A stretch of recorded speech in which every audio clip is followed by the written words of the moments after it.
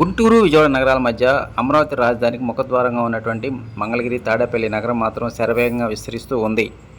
ఇతర ప్రాంతాల నుంచి వచ్చినటువంటి ఉద్యోగస్తులు, వ్యాపారస్తులు, సాధారణ ప్రజానీకం కూడా ఎక్కువ మంది ఈ ప్రాంతంలో నివాసం ఉండటానికి ఆసక్తి చూపిస్తున్న నేపథ్యంలోనే రోజు రోజుకు కొత్త కొత్త వెంచర్లు, కొత్త కొత్త అపార్ట్మెంట్లతో కొత్త కొత్త కాలనీ నిర్మాణం జరుగుతున్నాయి. ఇదే సమయంలో ఎప్పుడో పాతకాలం నాటి డ్రైనేజ్ వ్యవస్థ పుణ్యమా అంటూ కొన్ని సమస్యలు ఎదుర్కోవాల్సిన పరిస్థితి ఏర్పడుతుంది.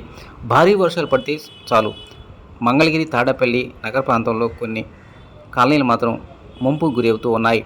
ఈ ముంపు నివారణకు మంగళగిరి, తాడేపల్లి మున్సిపల్ కార్పొరేషన్ అధికారులు మాత్రం యుద్ధ ప్రాతిపదికమైన చర్యలు చేపడుతూ ఉన్నారు.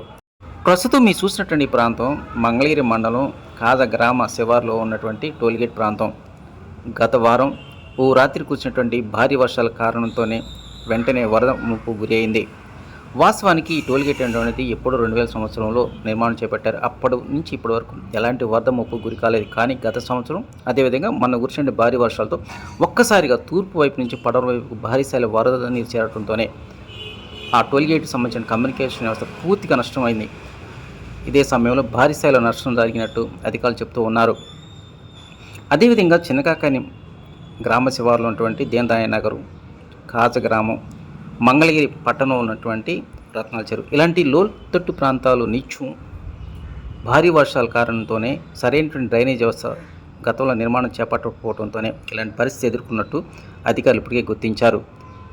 ఒకవైపు పాతకాలం నాటి డ్రైనేజ్ వ్యవస్థ, మరోవైపు రోజు రోజుకు వరద పారే ప్రాంతంలో కొత్తగా నిర్మాణాలు ఏర్పడుతున్న నేపథ్యంలోనే ఈ పరిస్థితి మరింత దారుణంగా మారినట్టు అనేక అధ్యయనాల్లో తేలింది. ఇలాంటి వాటిని చెక్ పెట్టడానికి మంగళగిరి, తాడేపల్లి మున్సిపల్ కార్పొరేషన్ అధికారులు యుద్ధ ప్రాతిపదికన చర్యలు చేపట్టారు.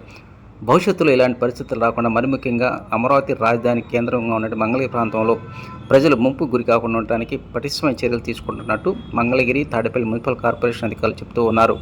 దానిలో భాగంగా 2 రకాలైన డిపిఆర్లు ఇప్పటికే సిద్ధం చేశారు. వాటిలో మొదటిది జాతీయ రహదారికి ఇరువైపులా ఉన్నటువంటి సర్వీస్ రోడ్డు అనుకొని స్ట్రామ్ వాటర్ డ్రైనేజ్ వ్యవస్థ నిర్మాణం చేపట్టబోతున్నారు. అదేవిధంగా మంగళగిరి, తాడేపల్లి నగర పరిధిలో ప్రజానీకానికి ఎలాంటి ముప్పు గురి కాకుండా పర్మనెంట్ డ్రైనేజ్ వ్యవస్థ నిర్మాణ పనులు చేస్తున్నారు. దీనికి సంబంధించి డిపిఆర్ సిద్ధం చేసినట్టు కార్పొరేషన్ అధికారులు చెబుతూ ఉన్నారు. మంగళగిరి ప్రాంతంలో కేవలం 3 గంటల వ్యవధిలోనే రికార్డ్ స్థాయిలో 20 సెంటీమీటర్ల వర్షపాతం నమోదైంది. ఇంత భారీ స్థాయిలో వర్షపాతం నమోదు కావడంతోనే తెల్లవారేసరికి రహదారులపై పెద్ద మొత్తంలో వరద నీరు చేరింది.